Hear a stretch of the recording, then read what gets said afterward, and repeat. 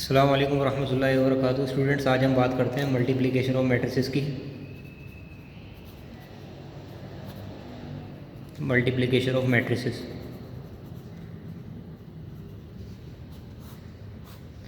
देखिए, मैट्रिसेस की मल्टीप्लिकेशन के लिए एक चीज़ याद रख लीजिए कि number of columns equal to number of rows. ये उसूल होता है मैट्रिसेस की मल्टीप्लिकेशन के लिए, यानी कि पहले मैट्रिक्स में जितने कॉलम्स हैं दूसरे मैट्रिक्स में उतनी रोज़ होनी चाहिए। अगर पहले मैट्रिक्स से कॉलम्स और दूसरे मैट्रिक्स की रोज़ की तादाद बराबर है, then they are suitable for addition, then they are possible for addition और फॉर मल्टीप्लिकेशन, सॉरी। तो ये मल्टीप्लिकेशन का क्राइटेरिया यही है कि अगर पहले मैट्रिक्स के कॉलम्स और दूसरे मैट्रिक्स की रॉस की तादाद बराबर है तो फिर वो जो मैट्रिसेस हैं वो मल्टीप्लिकेशन के लिए पॉसिबल है। क्या मतलब है इस बात का? रॉ और कॉलम का कॉन्सेप्ट आपको बारहा दिया जा चुका है, तो अब उसमें कोई प्रॉब्लम नहीं आनी चाहिए। अब देखें, जैसे कि फ़र्ज़ करें एक मैट्रिक्स में लिखता हूँ कि ये है ए, या अभी नाम नहीं लिखें, बस सिंपल मैट्रिक्स लिख लें। 5 2 -3 लेट्स से 1, और अगला है जैसे 2 6 8 1 8।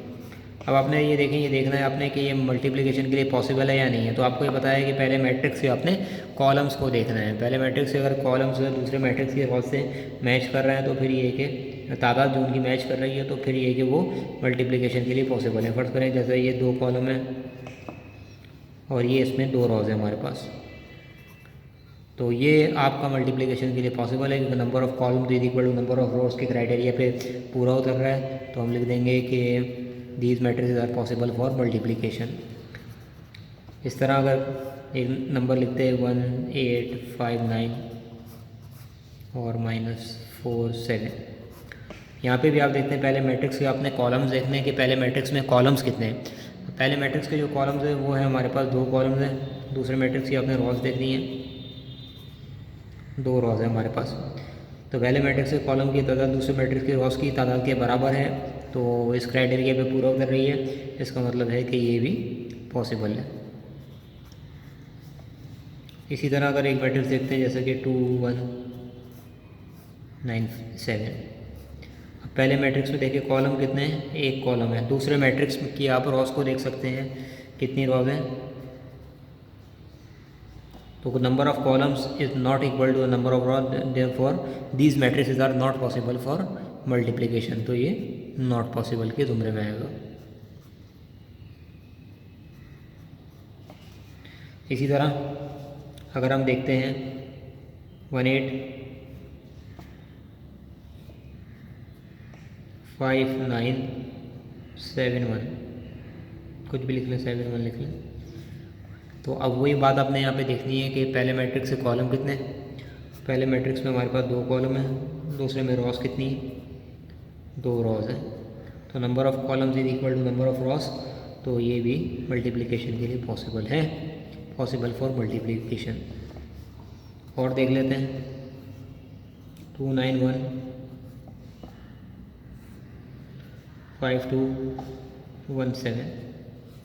इसमें देखिए कॉलम्स कितने हमारे पास, 1 2 3 कॉलम्स हैं, रॉज कितनी है, 2 इसके अंदर रॉज हैं। तो इसमें आपने देखा कि इसमें नंबर ऑफ़ कॉलम्स और नंबर ऑफ़ रॉज की तादाद बराबर नहीं है, इस वजह से ये मल्टीप्लिकेशन के लिए पॉसिबल नहीं है। तो आप लिख देंगे कि नॉट पॉसिबल फॉर मल्टीप्लिकेशन। इसी तरह 5 है, 2 है,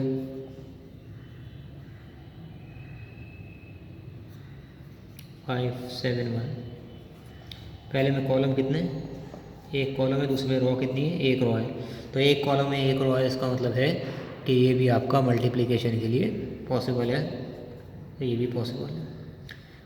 अब मल्टीप्लाई करते कैसे हैं वो एक आगे की बात है, लेकिन ये कि खाली आपने यहाँ पे ये चेक किया कि क्या चीज़ पॉसिबल है और क्या चीज़ पॉसिबल नहीं है, तो फिर ये कि आप आराम से इसको देख लेंगे कि फिर उसमें हम अगले स्टेप पे जाते हैं कि हम इसको मल्टीप्लाई करवाएं तो कैसे करवाएं, वो एक अलग बात है। तो यहाँ पे आपने खाली पॉसिबिलिटी को चेक किया कि क्या क्या इसमें पॉसिबल था और क्या क्या चीज़ इसके अंदर पॉसिबल नहीं थी। अब इसमें यहाँ पे भी हम देख लेते हैं कुछ सवालों को, जैसे कि यहाँ पे गिवन है हमारे पास 7.3 के अंदर हम देखते हैं कि compute the product is possible, इनको मल्टीप्लाई करना है अगर ये पॉसिबल है। तो मल्टीप्लाई तो बाद में करना सिखाएंगे आपको, पहले देखें पॉसिबल है नहीं है। इसके अंदर आप देख रहे हैं कि 2 रॉज हैं, 2 कॉलम हैं और 2 रॉज हैं, तो ये पॉसिबल है।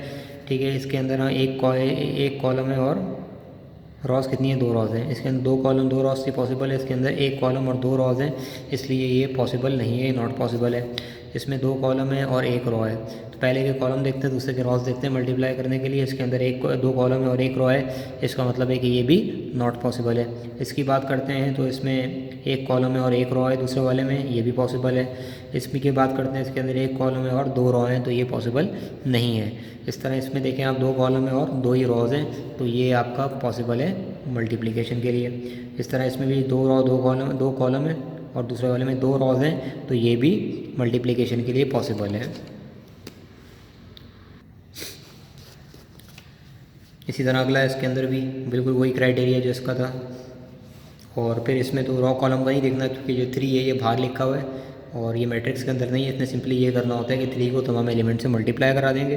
3 5 15, 3 0 0, 3 6 18, 3 1 3।